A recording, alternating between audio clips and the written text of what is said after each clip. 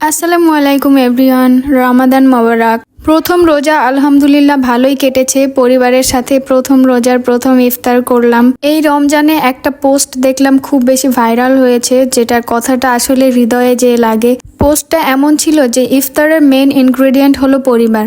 আসলেই সত্য, পরিবারের সাথে ইফতার করার মজাই আলাদা। রোজা রাখার সবচেয়ে আনন্দের মুহূর্ত হলো আমার কাছে পরিবারের সবার সাথে একসাথে বসে ইফতার করা। আর এবার রোজায় আমার আপু আর বাবাই আমাদের বাসায় আছে, এই জন্য আমার আনন্দ আরো দ্বিগুণ বেড়ে গিয়েছে। আমার বাবাই গতবার রোজার সময় কিন্তু ঠিকমতো খেতে পারতো না, মানে অনেক ছোট ছিল, ও ইফতার করতে পারতো না তখন। এবার আলহামদুলিল্লাহ আমাদের সাথে একসাথে বসে ইফতার করেছে।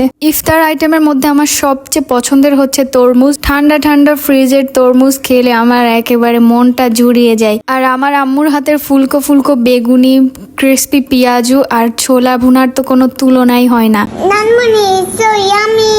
Yeah. Alhamdulillah.